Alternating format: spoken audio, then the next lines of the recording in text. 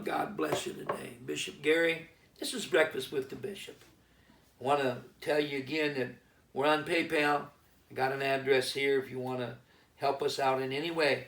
Grace and Gary, all small letters, 1978 at gmail.com. And we have PayPal set up, and we can do some good there maybe for the mission field. We got some people in Haiti starving to death, some people in Wolf River, Montana at the reservation up there, Fort Kip, poorest reservation in the United States and Canada. Lakotas, and which we call Sioux, and Assiniboine, which are called Hohi. They're there together, and they're starving, and it's a mess up there. And I have not been able with this Chinese virus to do anything to help them. If you feel led, please let us put a little something there. Let us know what to do with it. We'll take care of it for you. Mark chapter 10, verse 46 is a nice story. It's the only time you find the word Bartimaeus in the Bible. But in verse 40, in Mark 10 and 46, they came to Jericho. Now Jericho was a crossroads. Jesus here, history says, was on his way to Jerusalem. And as he went out of Jericho with his disciples, a great number of people followed him. And they're going, as I said, to Jerusalem. Well, Bartimaeus, which is the son of Timaeus, sat by the highway begging. It wasn't like today where you got welfare and you got Medicare and you got places that come in and help you. We got schools of the blind and we got Braille and we got, thank God for progress, you know. We can gripe about it and all, but thank God we don't have. But back then, all your crippled people could do was beg and hope that someone would have mercy. And blind Bartimaeus seemingly is a little bit more on the ball than some. He's out there begging and he hears the crowd go by. And when he heard that it was Jesus of Nazareth, he began to scream or shout out and say, Jesus, Son of David, have mercy on me. He knew who he was. He knew something about him. He knew he was the Son of David. And he cried out for mercy. Now, Jesus is going the wrong way. You ever feel like you're on one side of the fence, God's on the other? You ever feel like that things have, well, everybody else got blessed, but I didn't. So-and-so got healed, and I haven't even heard the voice of God, or I don't know anything about it, and everybody got a raise on the job but me. Hey, I've been there, and I've done that. I've been on the last end of the last house on the left, and we got missed somehow. Santa and the reindeers came by and the roof, we heard them ring, but nothing came down the chimney. And the great pumpkin wandered by, but we didn't get candy. And when we ate the Thanksgiving turkey, the bones was always, we've been there. You know, all of us have been through these things. Bartimaeus sees him, or can't see him. He hears him leaving. Pardon me. Going the opposite way. And he wants something. And so the only way he can do something is to use what he's got. I want you to get that in this message today. Use what you've got. I got a big mouth, and believe me, I use it. Everybody laughs and makes jokes, but that's who I am, and that's what God gave me, and I use it. Bartimaeus can't see. He's blind, but he can hear, and he can sure scream, and he hollers, "Hey, Jesus, Son of David! David, hey, Jesus, have mercy on me." And he's screaming, I'm not. He's screaming. And the people that were with him and around him said, "Shut up, man, don't you know he's going the other way? He's not interested in you." How many times have we been put down because of something we wanted desperately and dearly? People wasn't even willing to even help us.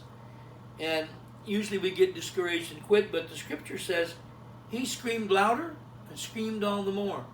How many know you can change the way things flow if you just keep working at it? Verse 42, and many charged him and said no. But look at verse 49. I said 42, 48. Verse 49, Jesus stood still, and he commanded him to be called. So, in other words, Jesus didn't go to him. He brought Bartimaeus to Jesus said, "Bring him to me." And they brought him over there. And they called the blind man, saying unto him, "Be of good comfort. The master calls you." And he cast away his garment. Sometimes we just need to change our clothes. Get out of our pity party clothing. Get out of our mess. Get out of our nonsense. Get out of our crying. Get out of our negativity. Change your garments. Walk off. He threw off the beggar's garments. Now, we don't know what he was wearing. We don't know if he was even naked. It doesn't really matter. He didn't care. He's not going to be identified as a beggar. He's not going to be identified as somebody that's on the downside. He's moving on up. He's like that old show, The Jeffersons. He finally got a piece of the pie. Finally got a piece of the rock. Finally got a hold of something here. Son of David, have mercy on me. And Jesus says to him in verse 51, he said, what would you that I do? What do you want me to do for you? And he said, that I just want to see. I'd like to read, like to have my sight. I'd like to get sight. I'll be able to see. And listen to this now. And listen to this. And Jesus said, go your way. Your faith. Your faith. Your faith has made you whole. I'm talking to you a little bit deeper today. I want to mention to you, there's faith. And there's Christian faith. There's group faith. There's all kinds of faith. I don't have time to get into that. But each of you listening to me, you have some degree of faith.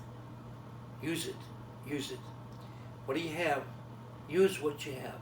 I got a big mouth and I cry to God. I holler and scream, hey, Lord, Son of David, have mercy. Have mercy, have mercy, have mercy on me. Have mercy. And you can apprehend God. You can, and He'll bring you to Him even when He ain't coming to you. I'm going to get that. Get that today. You can be brought to Him even if He's not heading for you. He's heading for Jerusalem. There was scheduling. There was meetings. He had things to do. He's actually on a time schedule because he's got a date with Calvary, as you know, and he's got to occupy. He said, I never wasted 1 minute. So he can't waste any. And he can't just wander around healing people. That's not how it works. So he says, bring him here. And they said, the master calls for you. And he went and said, what do you want? Just, hey, call him up today. Just say, tell him what you want. Tell him what you want. I'd like to have a new knee. How about you? I'd like to have one here. And I have to have surgery if I don't get it. And the way they're set up, I got to lose weight to do the surgery. And since I can't walk, I can't lose the weight. And it's hard to do on the road. It's hard to do anything but sit in the car and then wander around trying to preach and eat. And I'm not crying. I'm not griping. I'm just telling you, I'd like to have a new knee. Lord, could I have a new knee? Lord, Son of David. Cry out to him. Cry out to him. How about a raise on your paycheck? How about just a job now that this crazy thing's going? There's things that he will do for you. You're his kid. He loved Bartimaeus. Notice Bartimaeus identified with him. Son of David, son of Timaeus. Hey, I'm a son too, Jesus. You got a father. You got a lineage. I do too. I'm not just an accident looking for a place to...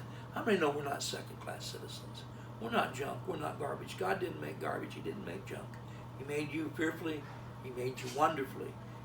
He gave us great things to possess. Promises. Identity. So many things. Well, I've got to move on. I got to go. I love you. Remember, we're on PayPal. Remember, we love you with all our heart. This is Bishop Gary saying, God bless. Till next time.